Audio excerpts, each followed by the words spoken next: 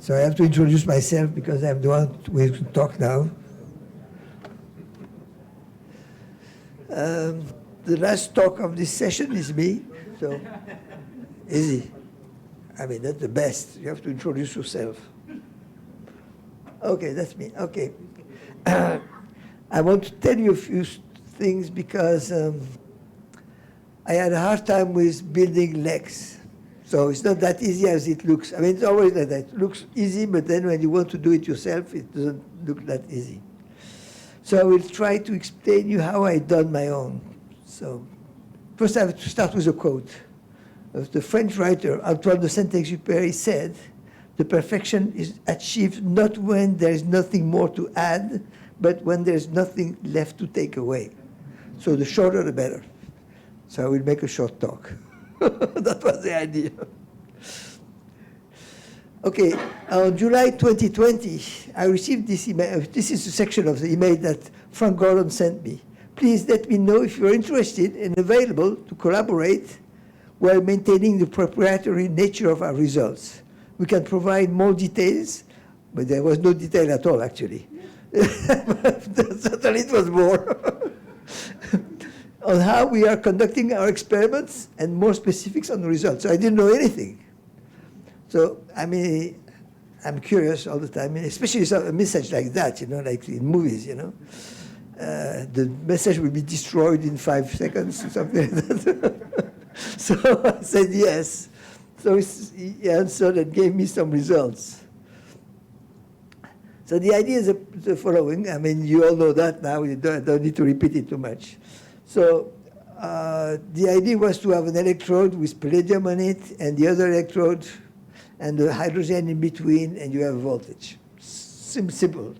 So I was, you know, I know pretty well Stan Pons, and when he was in France, he's still in France actually, one day he called me, he said, "Come to my house, I give you all kinds of chemicals, all kinds of electronics." The trunk of my car was filled with materials from him. I had millions of chemicals. I don't know what to do with them. And there was palladium as a waste. I can't believe this is expensive stuff. Anyway, I had plenty of palladium.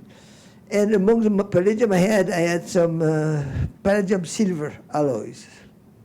So I thought, oh, I should use that one, 10 centimeter long, 2 millimeter in diameter. So I put it inside a stainless steel tube, 6 millimeter outer diameter, and put hydrogen. Nothing happened. Then I realized that's not Frank said. He said you should deposit palladium. So I said, okay, now I will deposit palladium. Now how should I deposit? I'm not a chemist. I tell you that. I don't know what I am, but I'm not a chemist. And I'm not an electrochemist, even worse, you know. So among the material that Pons gave me, there was palladium bromide. And I know people doing deposition of palladium, they use palladium chloride. I mean, for me, chlorine, bromine, that's all the same thing, you know, same column, you know. So I said, well, I would try with palladium bromide, but it doesn't dissolve in water.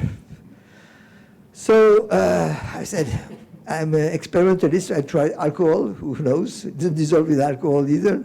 Then I tried acetone. I had acetone, you know. Tried acetone, didn't work.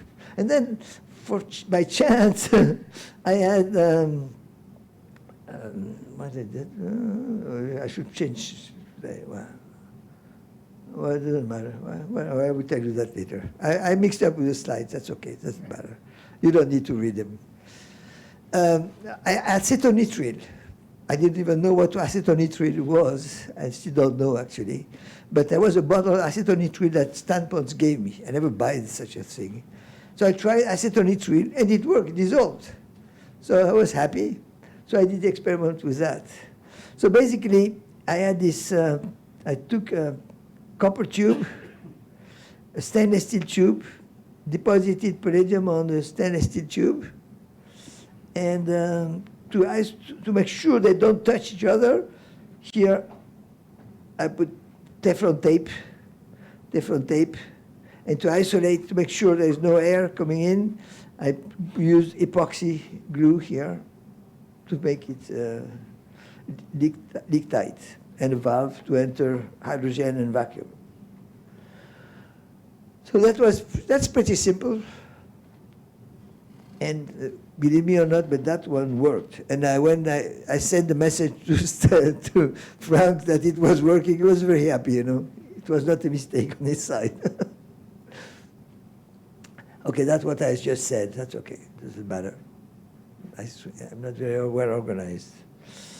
Anyway, so that worked. And what's funny, not really funny, well, I tried all these things. Okay, I just said that. They're not in right order. I want to show you something before. This is the power.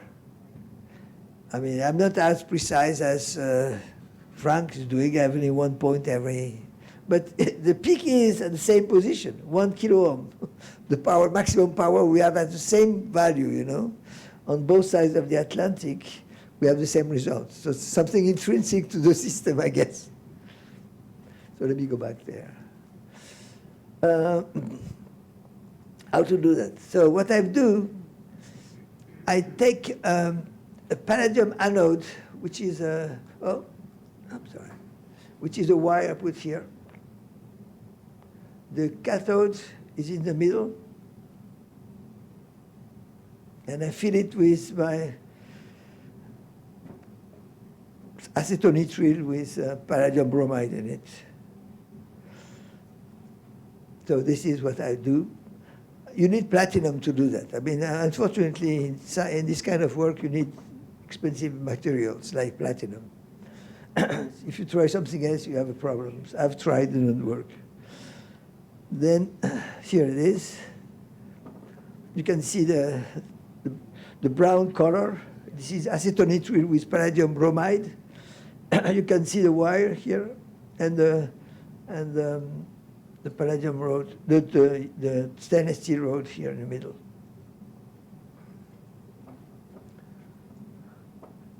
Here, as you can see, all the parts. Bought them in the store. I'm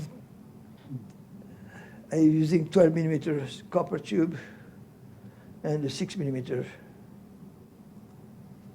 Here the final setup. Maybe you have seen it at the exhibit this week. And the power. So what doesn't work? If the surface of the electrode is too smooth, the deposit becomes mirror-like, and it doesn't work at all.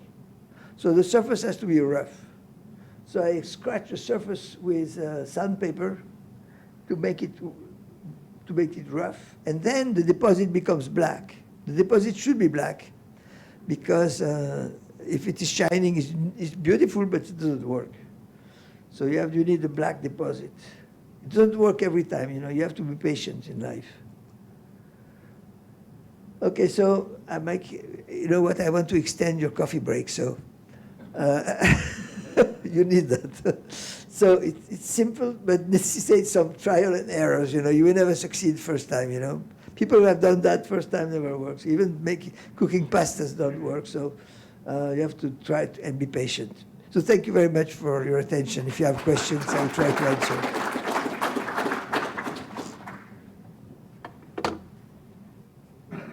If you don't have questions, it's great. We can go directly to the coffee break. You have a longer coffee break. It's the last day of the conference, so I have to enjoy that. Thank you so much. Have a good day.